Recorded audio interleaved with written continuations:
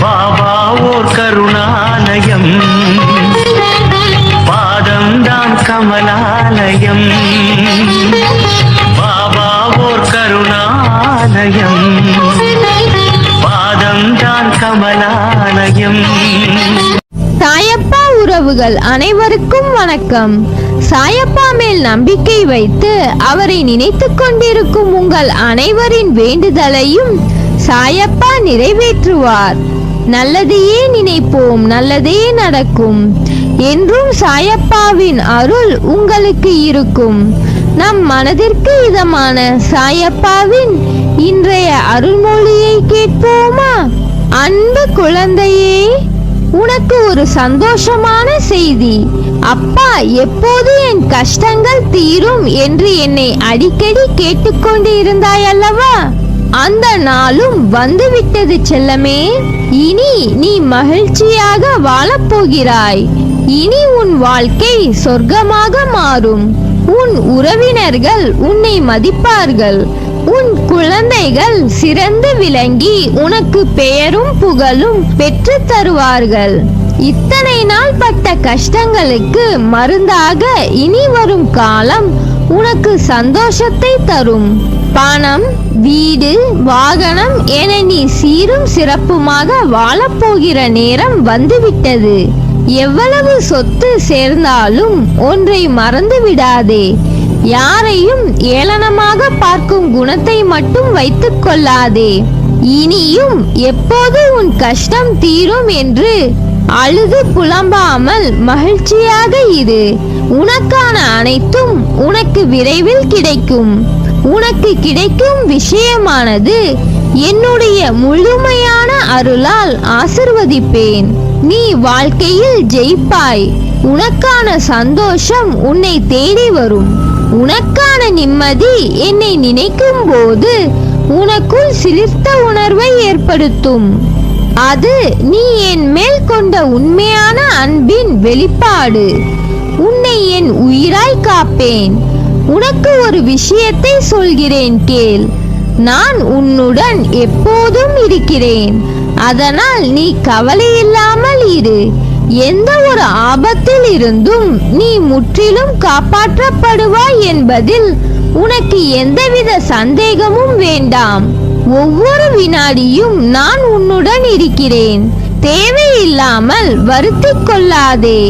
நீ உன் வாழ்க்கையில் தத்தளித்துக் கொண்டிருக்கிறாய் என்பதை நான் அறிவேன்.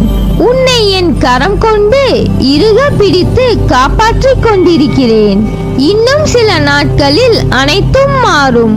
உனது எண்ணங்கள் அனைத்தும் நிறைவேறப் போகிறது. எல்லாம் தவறாக நடக்கிறதே, என்ன செய்வது என்று நினைக்காதே. நிதானமாக யோசித்து செயல்படு. அவசரப்படாமல் பொறுமையாக இரு. உன்னை விட்டு யார் விலகினாலும் அதையே நினைத்து கவலைப்படாதே. எல்லாம் நன்மைக்கே என்று எடுத்துக்கொள். யார் உன்னை வெறுத்தார்களோ, யார் உன்னை உதாசீனப்படுத்தினார்களோ, யார் உன் நம்பிக்கையை கெடுத்தார்களோ அவர்கள் முன் நீ வளர்ச்சி அடைந்து உன் வாழ்வில் வெற்றி பெற போகிறாய். அவர்கள் உன்னை பார்த்து அசந்து போவார்கள். உன் வளர்ச்சியை பார்த்து வாயடைத்து போவார்கள். இப்படிப்பட்ட திறமை மிகுந்த உன்னையா உதாசீனப்படுத்தினோம் என்று வருந்துவார்கள். கவலைப்படாமல் இரு. நான் இருக்கிறேன். உனக்கு வரும் அனைத்தையும் நான் ஏற்பேன். என் அனுமதி இல்லாமல் எதுவும் நடக்காது. அதனால் கலங்காதே. வரும் துன்பங்கள் அனைத்தும் பொடி பொடியாக போகிறது. உன் மனம் தெளிவாகும். இழந்ததை மீண்டும் பெறப்போகிறாய். என் செல்ல பிள்ளையான உனக்கு குறைகள் ஏற்படாமல் பாதுகாப்பேன். உனது வாழ்க்கை வண்ணமயமாக போகிறது. உன்னை ஒவ்வொரு நிமிடமும் கவனித்துக் கொண்டிருக்கிறேன். எதற்கும் பயப்படாதே. என்று நீ என்னை தஞ்சமடைந்தாயோ அன்று முதல் இன்று வரை பாதுகாத்துத்தான் வருகிறேன். ஒரு சிலர் உனக்கு பின்னால் உன்னை பற்றி கேலியாக பேசுவதை கேட்டு வருத்தப்படுகிறாய். ஒன்றை நன்றாக புரிந்து கொள். அவர்கள் விமர்சனம் செய்யும் காரணம் தெரியுமா? உன் தரத்திற்கு வர முடியாத போது, உன்னிடம் இருப்பது போன்று அவர்களிடம் இல்லாத போது, உன்னை துன்புறுத்தி அது முடியாத போதுதான் அவர்கள் இப்படி செய்கிறார்கள். இன்னும் உன் வாழ்க்கையில் பல அற்புதங்கள் நடக்கப் போவதையும் பார்க்க போகிறாய். என் வார்த்தைகள் மீது நம்பிக்கை வை. நீ என் உயிரான குழந்தை. நீதான் எனக்கு உலகம். உன்னை முதுகில் குத்துபவர்களை கண்டு வேதனை கொள்ளாதே. போர்க்களத்தில் புறமுதுகை காட்டுபவர்கள் வீரமானவர்கள் அல்ல. உனது நேர்மை உன்னை வழிநடத்தி செல்லும். உனக்கான அனைத்தும் விரைவில் உனக்கு கிடைக்கும். உன்னை என் உயிராய் காப்பேன். உன் வாழ்க்கை பாதையில் நீ தனியாக நடக்கிறாய் என்று நினைக்கிறாயா? உன் பாதை என்னால் வடிவமைக்கப்பட்டது. நான் உன் வாழ்க்கையை உருவாக்கியவன் தான். உன்னுடன் நடைபயிற்சி செய்கிறேன். நீ சிந்தும் கண்ணீர் மற்றும் வலிகளை நான் உணர்வேன். நானே மருந்தாகவும் மற்றும் நானே உன் படைப்பாளியாகவும் இருக்கிறேன். எனது கண்களை நன்றாக உற்றுப்பார். உன் வலிகளை மௌனமாக குணப்படுத்தி உனக்காக நல்ல நேரத்தை உருவாக்கி கொண்டிருக்கிறேன். நான் உன்னை பாதுகாப்பேன். உன் மீது அன்பாக இருக்கிறேன். என் அனுமதி இல்லாமல் எதுவும் நடக்காது. எதையும் செய்ய முடியாது. எந்த தீங்கும் செய்ய விட மாட்டேன். இனியும் கஷ்டம் என அழுது புலம்பாமல் வாழ்க்கையில் குறிக்கோள் என ஒன்றை தீர்மானித்து அதன் வழியில் செல்ல முதலில் முடிவு எடு. அந்த குறிக்கோள் உன் புத்திக்கு வேலை கொடுத்து கொண்டே இருக்கும்.